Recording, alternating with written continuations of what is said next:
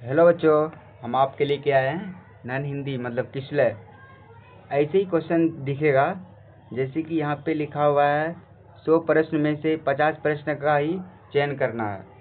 अब question number 1 आ जाते हैं। क्या लिखा हुआ है? ईदगाह शीर्षक कहानी में तुम्हारे खिलौने में चिमटे का बाल भी बांका नहीं कर सकते हैं, ये कथन किसका है? मतलब ईदगाह कहानी में कौन कहा था कि तुम्हारे खिलौने में चिमटे का बाल भी बांका नहीं कर सकते हैं? नूरे भी नहीं कहा था, महमूद भी नहीं कहा था, मोहसिन भी नहीं कहा था। इसका आंसर हो जाएगा हामिद। हामिद ही बोला था चिमटा लेकर के। आगे चलते हैं क्वेश्चन नंबर 2। क्वेश्चन नंबर 2 में लिखा हुआ है ईदगाह शीर्षक कहानी में मोहसिन को कौन सा खिलौना पसंद आया। मतलब मोहसिन को कौन सा खिलौना पसंद आया?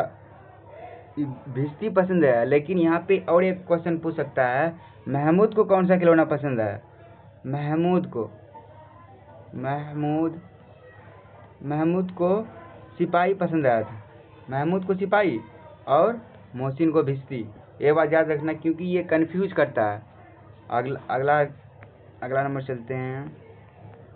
यहाँ पे तीसरा नंबर, गत शब्द का क्या अर्थ है? मतलब गत शब्द का अर्थ मतलब पिछला।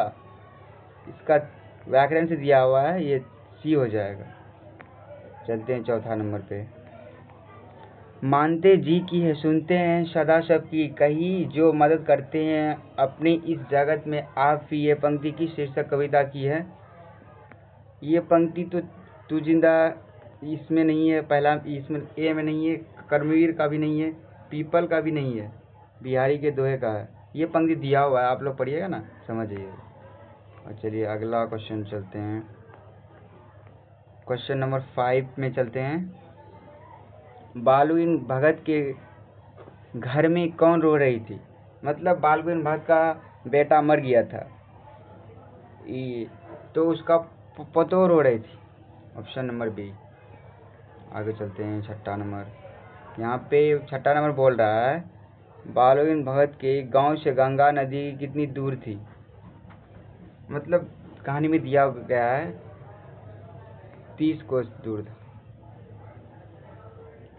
छठा का सी हो जाएगा। अगला चलते हैं 7 प्रश्न। पहाड़ नदी जंगल की सुंदरता के साथ ही हुंडरों का जलप्रपात शीर्षक पाठ में किसका वर्णन है? मतलब पहाड़ के बारे में, नदी के बारे में, जंगल की सुंदरता के बारे में किस मतलब हुंडरों का शीर्षक जलप्रपात में पेश किया गया है? आबरक और कोयला के खदानों पर।